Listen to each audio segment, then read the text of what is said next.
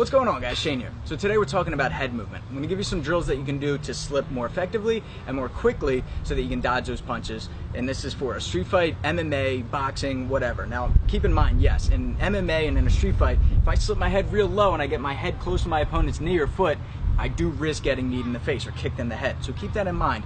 Maybe you want to stay more upright, or maybe you only want to do this against a guy that's throwing a lot of punches, not kicks. Just something to keep in mind.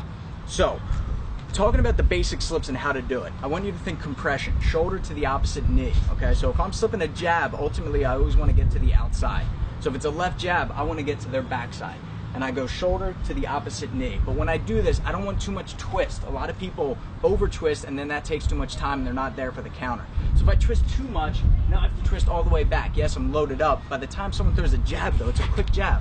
They're back to guard or they're out of range. So if I slip like this, really exaggerated, I'm not going to be there, okay? So that's one tip on a quicker slip is get your head out of the way, miss by a hair, not by a mile, right? The glove is this big. If it's an MMA glove or if it's a fist, it's this big. Either way, that's how much I have to move. This much, not this much. And I don't have to twist away either, okay? So just move by the size of the glove. Think of it like that. Wherever you put your head, you want to move your head because that's where they're going to be aiming next. They're aiming for you here, they throw the jab, now you're here, well now they're going to be throwing the right hand right here. So you can't keep your head here. You can't just slip once and celebrate because you slipped, all right? You got to keep your head moving. It's got to be constant movement. So when you see that Roy Jones movement or the Anderson Silva movement where they're doing this, right? All that is, I'm going to break it down for you, is I'm slipping the jab, now the cross is coming, so maybe I pull, now another jab is coming, I slip, now it's a right overhand right, and I go under. Just constant head movement, okay? So it's slip the jab, now I slip the cross, and maybe I pull, maybe I roll underneath in that U-shaped formation. Now I combine these, it's slip, slip, pull, roll, roll, slip, slip, slip, roll, roll, pull, slip, roll, and you can combine them. Now some tips when training it, getting faster speed, is a slip bag. Now what I did here is I just tied a hand wrap and put my keys on it. All you need is a string of some sort and something weighted so that you can get this swinging motion here, okay? You're just going to practice your shadow boxing and your head movement. You set it up head level where the punches would be, and then you start a rhythm with it, so you push it. Now I slip, slip, slip, throw some punches. I can work my pivots. I can work my forward and backward and side to side steps. Make sure that you keep your hands up and make it realistic. Move at 100% like you would in a fight. All right, you're not going to slip once and come back, right? Way too slow. No one's throwing punches like that. But what they are doing is they're throwing a punch and you slip, slip, slip, right? Roll, move, go underneath, pivot, slip, coming back this way. Sometimes you will get caught, but work your punches in as well. Another one that you can do is a slip rope, all right? Again, I did this with a hand wrap at about chin level where you're standing, so that when I'm in my fight stance, it's right in center line here, right? It's right where my nose is, where my chin is, it's where they're gonna be punching. So this is where I need to be keeping my head movement.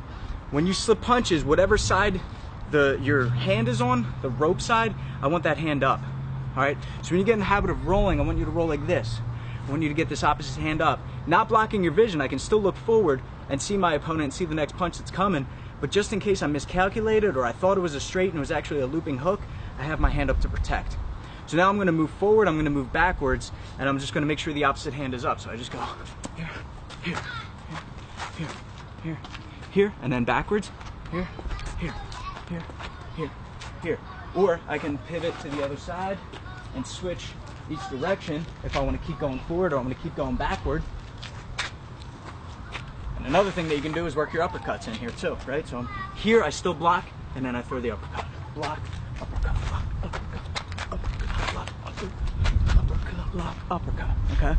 So it's a little breakdown on head movement, a couple of drills that you can do to increase the speed and the effectiveness. Keep that hand up, focus on how many slips you can get on a slip bag before the thing catches you or before it comes swinging back, and then work the slip rope as well, okay? So yes, sparring, shadow boxing, having a partner throw punches at you or use a pool noodle, all of those are gonna work and I recommend doing those.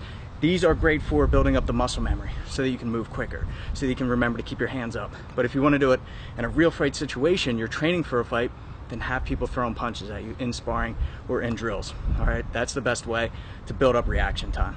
All right, guys, thanks for watching. Be sure to subscribe to get the fight tips before your opponent does. Until then, I'm Shane with Fight Tips. Self-defense for the underdogs.